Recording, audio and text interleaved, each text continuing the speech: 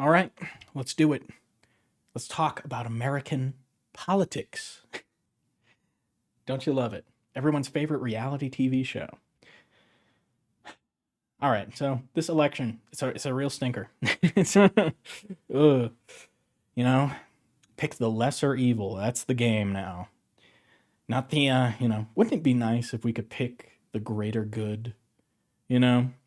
Oh my god, these two candidates, they're both incredible. They have this amazing vision for the future of our country, for the future of the world. They want to lead us into the future. Future. You know? Right now it seems like there is no future. That both paths there's just varying levels of ruin. Now, on the left, which, as I would consider myself on, I'm on that side of the aisle, past the liberals for sure. So I think it fits. Uh, the left is going on lesser two evils, lesser two evils, lesser two evils, lesser two evils. All right, so let's talk about it. Let's do the utilitarian calculus. Who is the lesser evil? Now, I want to zoom out a little bit from just this one election and really consider this. Because what have we seen the Biden administration do? Well, the big thing that's on the mind of everyone right now is the Palestinian genocide. Genocide Joe.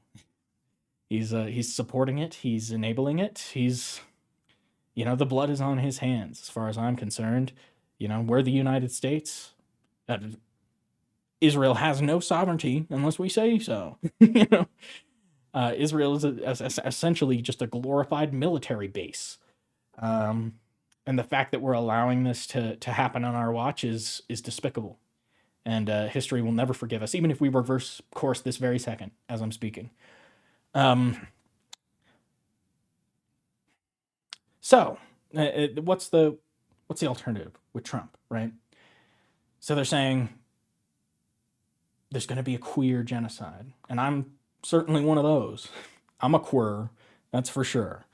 And there's no way I'd be able to keep from running my mouth, and right now I don't have the resources to get out of the country, unless I just go by foot and request asylum, which, it might come to that.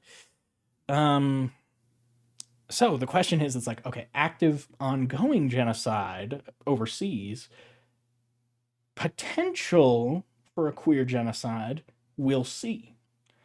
Now, here's the other thing, is immigration.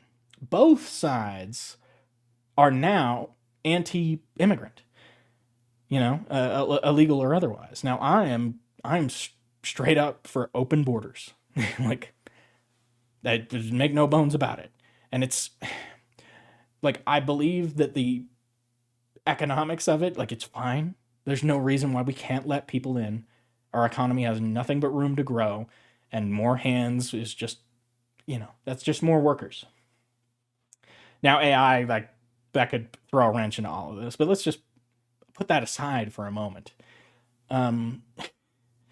I believe that the evidence clearly shows that immigration is nothing but a boon to the economy, which makes sense if you think about it for more than 3 seconds. And if they were all made legal, then there wouldn't be this discrepancy where it's like, oh, well, they're taking our jobs because they're more competitive, because they can be paid less than is legally allowed. Well, if they're citizens, then now you can't do that anymore. The problem's taken away. And it seems like both sides are hell-bent on closing up our border. Biden has continued Trump's, frankly, useless border wall. And, he turned away those Haitian refugees.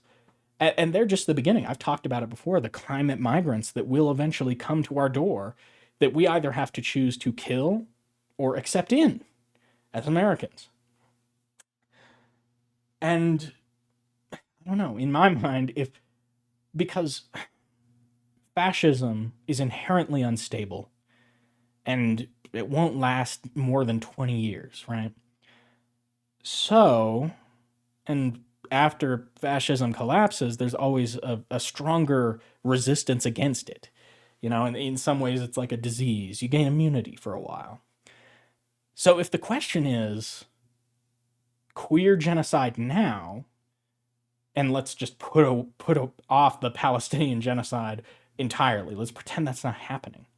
If the question is queer genocide now, and like a culture that's against genocide in the future, the near future, or we prevent, we kick the genocide down the road and we do a migrant genocide later, queer genocide now or migrant genocide later, which is the lesser evil?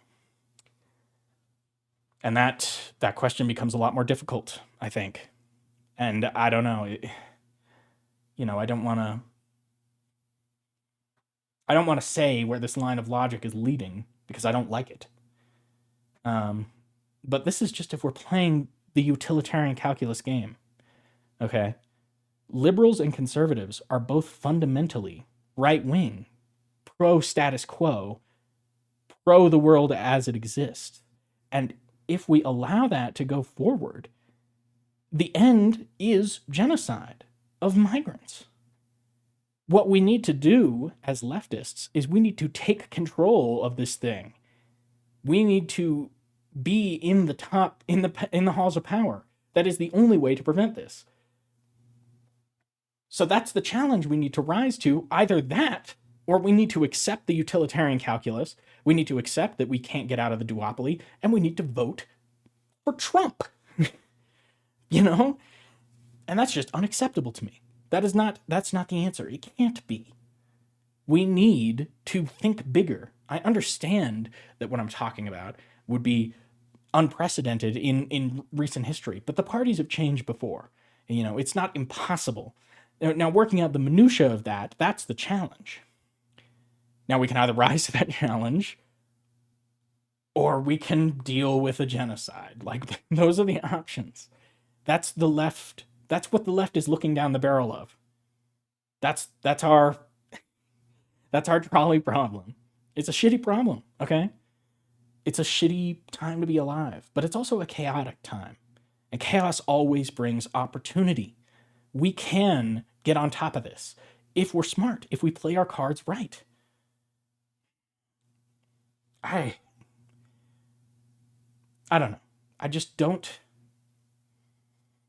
I can't accept the utilitarian calculus because when I do it, I get a different answer.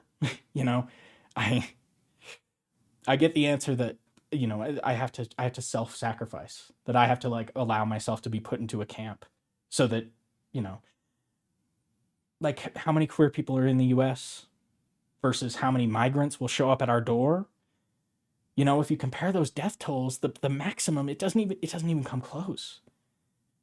And so it's like, well, if I have to die so that America can be inoculated against this shit, when the people really need us, when the migrants come, then I don't know. That's like if you're really giving me this binary choice, that seems to be the choice. I don't like that. I think we can do better. Crazier shit has happened. Crazier shit is going to happen. I don't know. This video is hard. I hope everyone understands that this isn't, I don't want this to be true. It seems to me the only, the logical end result of this playing into the duopoly. I understand that it's mathematically the only way our system can work, but there have been party switcheroos before. We take over the Democrats, usurp the Republicans. Both parties right now are in turmoil. If one of them collapses, we need to be there to fill the vacuum. Either we need to take over the Greens or the Libertarians. I don't know. I don't care. But what we need is a strategy, and we need to come together and agree upon that strategy, and we need to act on it. We need a proper leftist in the presidency in the near future to avoid catastrophe. That is the only way forward. I mean, it's not the only way forward, but it's the only pleasant way forward. It's the only desirable way forward. I don't know. I honestly, this debate is one of the reasons that I've started this channel. One of the reasons that I've gotten serious about it. I had several false starts. This is the one, and it's because I needed to throw my voice into this conversation. I really hope you will do the same in the comments. Like, subscribe, do the things. I want to spread my voice around, okay? I've been Appleby. Thank you for watching, and please, please do not strawman. Please do not misinterpret what I am saying. Ugh. That's useless.